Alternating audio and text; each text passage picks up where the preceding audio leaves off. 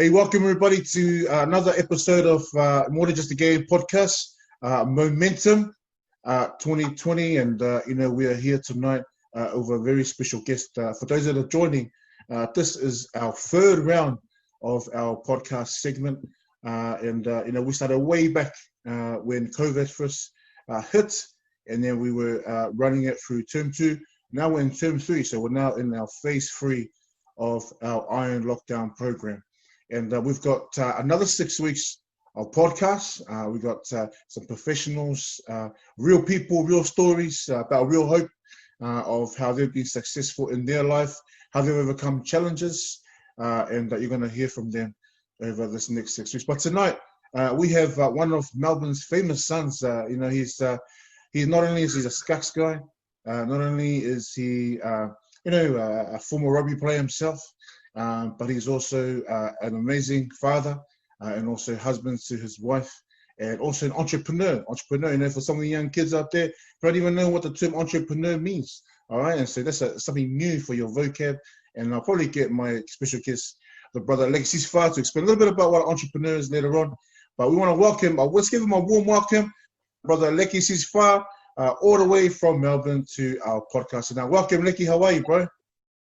Hey, Chris. Good, thanks, mate. I appreciate being here and being able to share a bit of my story.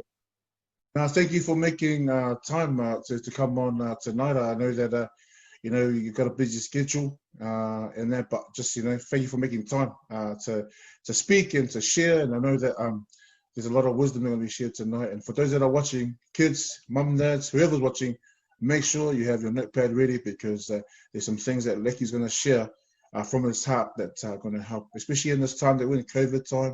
We just got told we're going to make the mask compulsory on Thursday.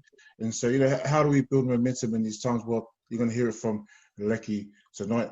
Lex, man, we've known each other for a while now. I think going on 8, 9 years or so? Yeah, almost 10. And it started back in 2011? Yeah, did you want me to tell the story? Maybe just get a bit of context to how we came to know each other. Cool. So 2011, 2012, I was fortunate to be involved in the Melbourne Rebels program early days as one of the physios. And a physiotherapist is someone that is a professional working in health. So you got nurses, doctors, physios. If you go to the hospital, we're in there to help you out. And we're also there on the sporting field to help you out. Okay, so in this case, I was a part of the Tonga A setup as the physio. And so there I am. The guys, they are put up in a nice fancy hotel room near Albert Park. And so I rolled in, got into the elevator, and then I stepped out of the elevator and I saw this big hulking number 8 who was playing for Tonga, and Chris Aho. So I met Chris Aho because Tonga A was playing against the Melbourne Rebels. I think it was the first professional game that the Rebels had on. And Chris was playing for Melbourne Tonga, and I was the physio looking after the team. Now there was an awesome encounter that day, because we'd be able to develop a friendship over the years. I think we went on to travel to Victoria under 12s. Do you remember that one? Remember when myself and Tia were catching the Victoria under 12s, and you were our physio? Remember we were looking for some fried duck? Oh man, we did some late night missions, just wandering, going to get some food, and watching La Bamba at night time off the laptop. I remember that one. Richie. But the classic. But I think one of my favorite moments of just getting to know you over the years was going back to that Tonga A tour. I think a lot of us were trying to vying for some spots in that 2011 World Cup. But just having you there, to look after us and manage our injuries was good. The Rebels were a good outfit, and then some good players. But one of my funniest moments, there was two actually. You probably remember this one, right? Do you remember that time when our coach, I won't mention any names, our coach came into the room? Oh no, we had a team meeting, and he asked, "Who were the boys that are eating hungry chicks?" That came out of left field. I couldn't believe it. I thought man. It was funny. When we all stood up, they got in trouble. But anyways, the second part that was cool was and we weren't having hungry jacks, but we were having a nice healthy meal for dinner. And I think it was Thomas Palu. We were chatting, and then he mentioned to us that that that you were a bit of a break dancer. He said that, man, did you know that he goes, man, did you know Leki, he was like a break dancer, like he was like an OG, like he was like Freddie, like his boys and all that. And then I was like, hey, and then I was like, and then I remember we asked you, and I just remember that you came down, and then like you're so humble, man. You're like, nah, boys, And then all of a sudden I said, come on, Leki, and then you're like this. Like it was like Superman. Remember when Superman takes his glasses before he changes? It was like it was like that. But it was like that. Like whoa, you just transformed, and then you did the moves, man. Can you just tell us a bit of a background around your dancing, bro? Yeah. So I think if you're an islander and you grow up in the church or whatever, you're either sporty, you can dance, or you can sing. So I was okay playing rugby. Definitely can't sing, but I really tried my best with dancing. So growing up in Melbourne, I was a part of like a hip hop crew, and we danced, and it was a great experience. With a lot of the guys. The crew was called Fusion, and this was I would say almost 15, 20 years ago. Wow. And it was a great time. It was a great time. We were all together, and a lot of those guys went on and continued dancing. They were on So You Think and Dance, or Australia's Got Talent. And they're doing great things now with the Raw and Rugged crew now. So big shout out to those guys. They're doing really well. Nice. Yeah, definitely those Raw and Rugged guys are doing an amazing job with Junior and bridging the team. Wow, you were with those guys. Wow, that's awesome. Well, you surprised us that night, man. You surprised us that night with your moves. I definitely, if I try to do it, I won't be breakdancing. You'll be breaking my leg. But we'll leave that for another time, man. I'll get you to teach me when. Once this COVID's done. But we'll go straight into your background, Docs. Like, who was Leki Sisifa? Let's maybe talk about your playing career. We mentioned that you got a background in playing. Where were you born? But also, like, what was it like growing up in Melbourne? You've seen some of the stuff been happening in society right now in Melbourne, gangs and all that. Like, give us a bit about, like, how did you stay focused? Like, was it like this back then? And that. So, give us a bit of background. Who was Leki Sisifa? Cool. So I was born in Tonga, raised mostly in country South Australia, which is why I have such an Aussie accent. So we came across to Australia for my dad's studies. He's a local doctor based here in Melbourne. And when we came across, so I did my primary school years in Adelaide and my high school years here in Melbourne. And when I moved to Melbourne, I never played rugby before. So I played a pretty good level of soccer over in Adelaide. When I came across to Melbourne, picked up a rugby ball and started playing, and I started playing my first game maybe 15 or 16 for my high school. I went to Melbourne High School in the city, and so we played against like St Kevin's and Melbourne Grammar School and a lot of the elite city schools, right? But never club rugby until much later. But being from the western suburbs, growing up in Hoppers Crossing way, and then mostly around sort of Footscray, Altona North, and just seeing some of those things that are repeating themselves now. It's kind of it's a cycle, unfortunately, that I've observed, and with young Solo and just the vibes that are coming up now. I would just like to say that some people that made some decisions when I was at a similar age, they're just getting out of jail now for some really bad stuff. So I'm 35 years old now, and I've got a beautiful wife and kids, and got a lot of opportunities. But for these guys that are just like me, had the same opportunities, they went left when I went right, and then our paths have completely changed. So I would just say with my life experience of where I am right now is really just have a close look in who your circle is and where you get your advice from, because you can find in this age group that people that are watching this now, the young people, the decisions you make now can really put you on a path on heading in the right direction, or you could be heading in the wrong direction. No, that's also insight there, Leki, because it's important, for young people to to look at. I remember there's a quote. It goes, show me your friends and I'll show you your future.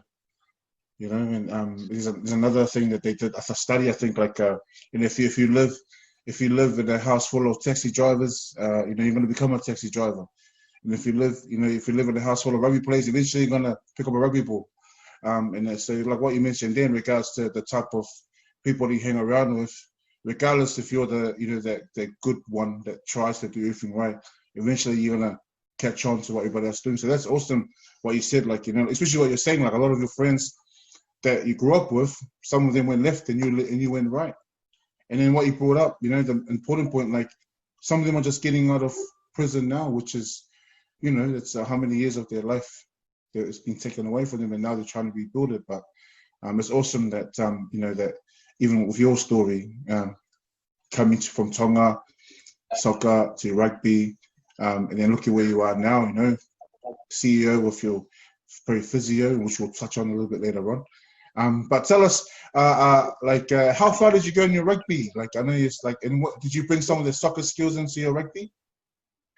You would have thought I'd be a gun, like kicker of the ball or whatever. I was a pretty good place kicker, but other than that, soccer was useless for me. I was pretty fit though. But in saying that, I was outside centre / wing, and I played schoolboys in 2002, under 18 schoolboys for Victoria. Wow. And then I played under 19s for Victoria as well. And, the people that were playing around my time that went on and made it. So my age group is like James Horwell, Tatafa Palata now, Digby Owange, Lloyd Johansson, who's still running around and now still. These were the guys that did really well at our national tournament.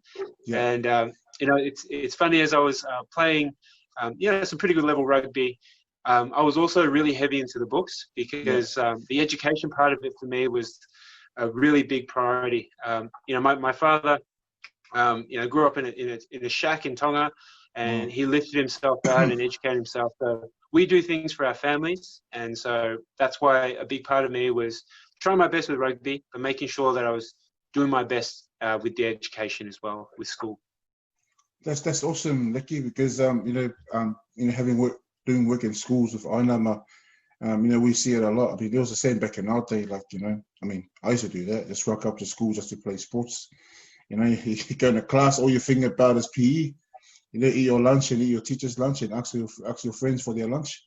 But I guess like, getting older, you realize that, you've got to have something else outside the sport. We know education is not for everybody, but even having like a apprenticeship or finding another passion just to kind of balance everything. And so it's awesome that you mentioned that, especially with your level of rugby that you played, like that's pretty high, man, like in the caliber of boys. But you having that backup was good. How much, like, did you, like, how you're saying you're into the books, right? For some of the kids watching or parents, they might have other passions in that. But how much, like, commitment did you put to your books? And did that ripple effect into your other areas of your life? Yeah, absolutely. So a lot of it is modeling on what successful people around me did. So, so my dad, for example, he's someone that I look up to. So he studied really hard. He persevered, even though there may not be much at home, because when we came to Australia, like most migrants, you start at the bottom, Yeah. And despite that, he just kept pushing away. So same thing for me. Like if there's things that come up last minute, then I just had the determination just to chip away and just be consistent. And I found that served me really well then when I was trying hard in school.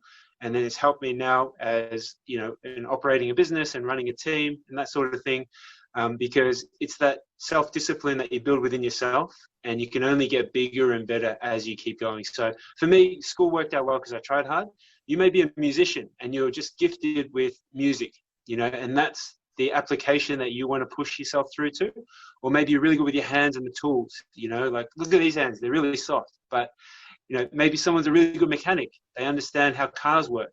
One of my friends I've just met recently, she's really good with eyelashes and started her own little business, and she's killing it, So whatever your passion is, Chris asked at the very beginning what an entrepreneur is. An entrepreneur is someone who builds something, okay? And it's something that you're passionate about, gets you out of bed.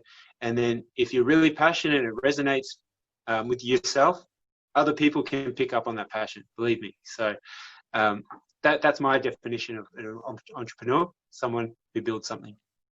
That's awesome, Leki. That's good because, that does spark up dreams. And one thing you and I both know, like if you don't have a dream, you don't have direction. And You know, it's important to, you know, to have a dream. And I want to encourage you, you know, all the young people watching right now, even if you're a parent, if you have a dream, right? If you have a dream, don't allow setbacks in the past or whatever's happened to kind of, you know, make you put your dream away. You know, get it out again. This is the best time to reflect on what their dream is and to chase it. Like you heard Leki, struggles that his dad's gone through, and he mentioned, you know, you gotta persevere, and you gotta make those more disciplined, those commitments every day. I think there's a book I was reading. It's called The 1% Rule, and it talks about making 1% improvement every day in every area of your life over 365 days. That equals 365% growth. But we don't see it like that. We always look for the big jumps, you know, or the big giant leaps. But like what Leki mentioned there to all our viewers out there, really, really important. And that they don't let anybody or anything, you know, make you put your dream away. Let's get it out of the cupboard now, dust it off, and have a go. Like Leki said, make those small commitments and go hard, chase it, especially in these times, right? Be an entrepreneur. Awesome, Leki. That's amazing, man. Now, you know, you mentioned like, you know, you've done the rugby. You did the schooling, and now, you know, you're a successful entrepreneur, you run your own business. Tell us a bit about Pro Physio and maybe how people can get in touch, especially in these times. Yeah, look, I find that people can be a bit scared in asking for help, and especially with health sometimes, because I understand you can just, you know, plonk on Google and YouTube and you can just find something, and that's absolutely fine. But sometimes you just want a bit more of a specialized opinion to help you on your road to recovery. Okay, so with our particular position and what we're trying to do is making healthy simple, because we're all simple creatures in the end. We just want something explained to us in real words that makes sense without sort of the waffly medical terms, you know? So you can find our resources across all the social media channels. Our handle is @ProPhysio+. Across Instagram. We have awesome blog posts. We drop it weekly. And we have a lot of videos that explain common injuries and bits and pieces. And we're really active online. So just slide into the DM if you have any questions. Even online, if you just go to our webpage, www.prophysioplus.com.au, we have a free 10-minute phone call anytime that suits. So if you're unsure about how we can help, you got questions about work cover or questions about a weird elbow pain or something, our physios can talk to you and explain what's wrong with your injury over the phone. And then potentially, if you need more help, we can point you in the right direction. Okay, absolutely free 10-minute call. Jump online and check that out. And if you're new to physio, if you're new to us, we have a free session as well that's available to you that you can make anytime online across our 6 locations in Melbourne. So we got 2 shops in inner West Melbourne. We got 2 shops in outer West Melbourne. Wow. We got 2 shops out in the Macedon Ranges. So if you need help, we're just here and we just want to make it simple for you guys. That's awesome, Leki, man. It's just, I'm just sitting here and I'm just listening to you, you know, after sharing about what the journey your dad went through from a tin shack in Tonga all the way to now, like, you know, he's a GP, he's got his own practice, and then now you got your own practice, all these you know, other hubs that you have. You know, what I think about, Toko, is especially in this time where, you know, we've been restricted to stay home and certain things that we can and we can't do, right? And I've heard a lot of people say already, like, oh man, 2020 is a write-off, you know. But our female Ainama is about how can we build momentum in these times. And just hearing your story, you know, from your dad, you know, coming from Tonga, all right? You know, he probably knew how to speak English and everything, but he didn't have much. And he came and he did his work and he worked hard. And then now, you know, you got your own thing happening, right? What's, you know, my question is, you know, for all of us watching is, you know, we have no excuse, right? We have no excuse, because if Leki's dad can come from Tonga, you know, my grandma came from Tonga with a little bit of English. She probably knew how to say yes, right? But she came with a little bit of English, raised 5 boys, and then now, you know, 32 grandchildren, you know, most of them all graduates, you know, and that we got no excuse. You know, we're born in here, we speak English, you know, we know how to read, we got all the resources. But I think I go back to what you're saying before. It's about having a dream and then also just chipping away at it. And so, Leki, man, that's such an awesome story, you know, just to share with us. And I thank you for being transparent, bro, because and being real, right? Because in the day and age, people want to hear real. You know, because a lot of people just see what happens on Facebook, and there's only like a highlight reel. But you just shared with us, you know, the story behind the success.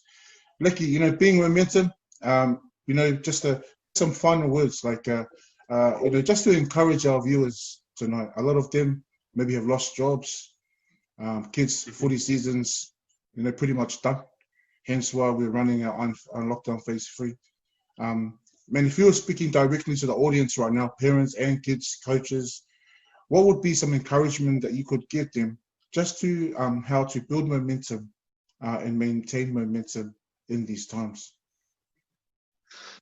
Absolutely. So I would say that the first piece is right now with all the unknown, and being a parent, I've got 3 young kids myself. I would just like to, I heard somewhere that it's best that you focus on the good things in your life and practice some form of gratitude and just being mindful of the great things that you do have. Yes. What I mean by that is, like, you could have one big setback, and it could be a health issue, it could be a work issue, financial, it could be something, right? And that one thing can really weigh you down and take you away from all the other great things that you do have. For example, someone could wake up tomorrow and be told by their doctor that they have cancer and they have 6 months to live, okay? You may have lost your job, but you have your health and you have the rest of your life to continue enjoying your family. You know, so I follow a lot of the works and writings of Greek philosophers, which sounds fancy, but it isn't. But a lot of these guys, they always thought about appreciation and death because it's an inevitable thing. And if you think about that, it resets everything, because regardless of your hardship, you could get hit by a car tomorrow, you know, or something could happen to your loved ones. And the time that you had, you spent thinking about the negative things, you know. So I would just position the challenges that we have in our lives to be grateful for those challenges, because then the good things are going to be even more sweeter. All right. So that's probably the primary thought that I'd like to introduce as a parent with young kids. The second thing is, I would just like to introduce these 2 ideas of small goals that you're looking to build upon to achieve your big dream and vision that Chris spoke about earlier. Okay, so if you have this big heady goal, it's a big massive dream, but you can't see the steps from where you are to where you want to go, just make small actionable steps and just be consistent. Okay, be consistent with those little small actionable steps, because you'll be amazed with how quick the turnaround is. And I'll just give you one final little piece of an example of small steps to a big goal. So right now, if you jump onto my personal Instagram page, you'll see that I jump into ice baths, okay? 6 bags of ice into a bathtub, and I lie into that ice bath for 10 minutes. If I did that, you know, the very first time I did that 4 years ago, my head would have popped off, okay? But now over time, you know, I started with short blast cold showers, and then over time, I introduced some ice into the ice bath, and then now there's 6 bags of ice, okay? Now, I'm not saying that to show off. I'm just saying that I earned that right because I built the momentum and I started to tick the boxes as I went. And fast forward 4 years, I'm having some ice baths to help me be forever young. So those would be my things that I'd just like to share with you guys, because the momentum theme that I know and Chris and myself are talking about resonates with me big time, because you don't wake up one day and be a millionaire, or you don't wake up one day and get the big, strong muscles. You don't wake up one day and be, you know, a Melbourne Storm player. All those guys that you look at, all those people on Instagram you look at, they started somewhere and they just implemented, and then that's the success that we all see. But all behind that is hard work and consistency. So, sorry, mate, I was on the soapbox there a little bit, but this is a big passion of mine. No, that's awesome. And that's what we wanted. That's what I really wanted from you tonight, because I know that you're a man of wisdom and a man of a lot of knowledge, you know, and people need to hear that, you know. And so thank you for sharing that, man. And I know that everybody that was watching tonight, you know, would have been really blessed. And now I really encourage you, you know, don't just let this go in from one ear and go to the other, or don't just write this in your pad and then you close your book and then that's it. You know, the key to this is how you apply what Leki shared, how you apply all those nuggets, all those takeaways that Leki shared tonight, because the true transformation comes through application, you know, of what you learn. And so I want to encourage you tonight, family and friends, to have a go at writing your goals, like what Leki was saying, and then just chip away at it and be consistent. But Leki, man, we're so blessed tonight to have you on here, bro. Thank you for taking time out, man. I'm keen to bring you in for a round 2, maybe looking at just, talking about injury prevention and how athletes can manage their injuries. Especially, this is a blessing, right? They've got like just a long off season, and and look to come back next year. But we'll probably have a chat and bring you back in. But man, please send our love to your wife Belinda, and also to your kids, and just send them our love for letting you come on tonight. And I know that everybody's been blessed having you here, and we wish you all the best with Pro Physio and all your staff and all that you're doing. And we just love chatting with you. And yeah, man. Any final words before we close off tonight, brother? Yeah, please. So I'm a big believer and a proponent of Iron Armour and the work that they do. Iron sharpens iron resonates with me because, again, it comes back to your circle, the people that build you up. And so these guys, we've had a partnership and a friendship for over 5 years, and many for infinity to come. So I really believe in the program, and everyone, the audience, guys that are subscribing to the program, really lean in to the expertise and be coachable, and we'll do our little bit to help you along on your individual journeys. All right. Thanks for having me tonight, Chris, and I look forward to round 2. Thank you, Leki. We really, really appreciate it. And there you have it, everybody. Our first podcast for this round of the Iron Knockdown program. Please check out Pro Physio. They're amazing what they do. They're professionals in the way they carry themselves, and so you won't be disappointed. But please join us again next week for our next episode of What Is This Game?